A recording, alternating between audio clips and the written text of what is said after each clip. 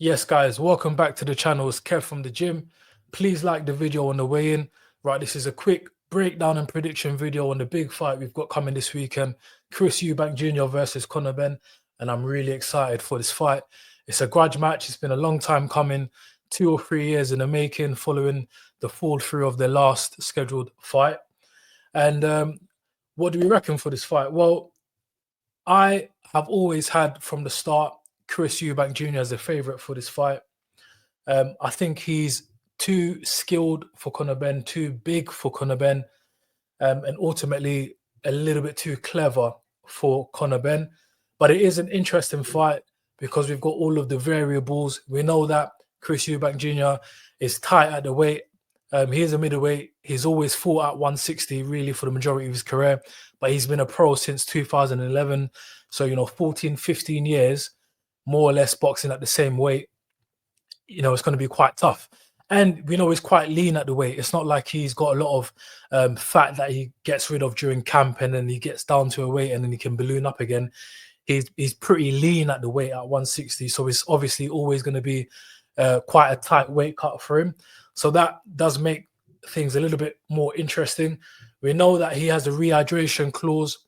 So he's going to weigh in on the Friday at 160 middleweight. But the morning of the fight, he can't be more than 10 pounds over the weight limit. So he can't weigh more than 170. Now, that can be quite dangerous. We know that when you've got a boxer who's very dehydrated, it can make them more susceptible to concussions and susceptible to knockouts and just head injuries or trauma in general. So that does swing things a little bit more towards Conor Benn's favour. But overall, I still have Chris Eubank as the favourite. Now, I was telling the boxers yesterday at the gym, I think it's quite easy for Chris Eubank to win a decision in this fight if he plays it safe. If he boxes long and he's quite cagey and he's just offsetting Conor Benn with the jab, nothing crazy, nothing exciting, doesn't get too involved, just sticks to his basic boxing, I think he can win a decision quite comfortably. Now, one thing that is quite interesting is I've just seen this morning that they've agreed on an 18-foot ring. Now, for those that don't know, in the professional game, an 18-foot ring is a really, really small ring, okay? In the amateurs, you can have a 14-foot, 16-foot, 18-foot, and sometimes a little bit more if you're boxing internationally. But in the pro game, an 18-foot usually is the smallest ring you're going to get, and it can go right up to 24-foot for the slightly bigger rings. And usually what would happen is if you're an A side, you would get a ring size that suits your style. So for instance, Canelo as a pressure fighter, come forward fighter, he usually always negotiates for quite a small ring, 18-foot or 20-foot for his fights. And then someone like Mayweather, when he's deciding to box his opponents, he would opt for a very big ring, 22-foot or 24-foot ring in size. So the fact that this ring is 18-foot, I'm very surprised at that because I felt Chris Eubank Jr. being the A side, being the bigger man, being the better boxer, being the back foot boxer, perhaps in this fight, would opt for a bigger ring so we can play it safe. So it is interesting that they've gone for a very, very small ring.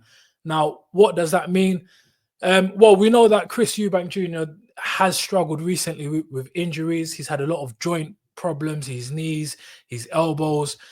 Is he thinking that maybe he can't box on the back foot as much and move around as much, and he's quite happy to have a infight, if you like, with a smaller fighter? Maybe that's the case. It does make it interesting for Conor Benn. It's a smaller ring. Is it going to be easier for him to get to Chris Eubank Jr.?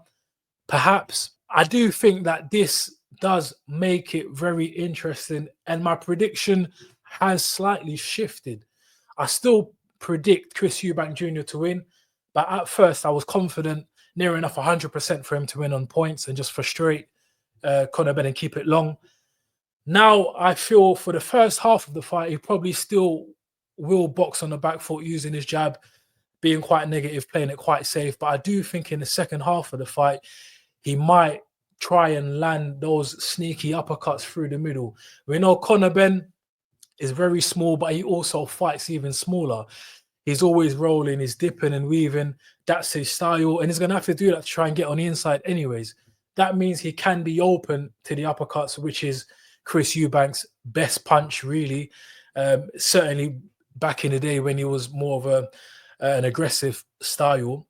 So I do think that perhaps Chris Eubank Jr. is going to box two types of ways. It's gonna be sort of two halves, if you like. He's gonna box at range for the first couple of rounds, and then I think mid rounds to late rounds, when he feels like he's enforced his weight and his size on Conor Benn, he's gonna start to put the pressure on him a little bit more, have a bit more of a fight, and look for those uppercuts on the inside. So my official prediction now: Chris Eubank still for the win. But I do fancy a late stoppage from Chris Eubank. I don't think it will be a one-punch KO or anything like that. But I do think that Chris Eubank Jr. is going to box more or less on the back foot, using his jab to start with, frustrating Conor Benn, just using his size. And then rounds 6, 7, 8, he's going to start to fight a little bit more. And round 9 or 10, I do think he can get the stoppage. I think he'll do some damage with the uppercut initially, and then probably a cluster of punches, and perhaps a ref stoppage or a corner throw in the towel along those lines. But I do fancy Chris Eubank Jr. via TKO or referee stops contest. And I say between rounds 8 to 10. So that's my official prediction. But it should be a great fight, whichever way it goes. Good luck to both men. Let me hear your thoughts. Jot down in the comments what you think, who you think is going to win, how do you think it's going to play out, what are some interesting variables that you see. Always keen to hear from you guys. Please leave a like on the video. If you've liked the video, please share to anyone you think might be interested. I'm just a boxing trainer who likes to talk about boxing. So yeah, comment, like, subscribe, share the video, and we'll leave it as that. Peace.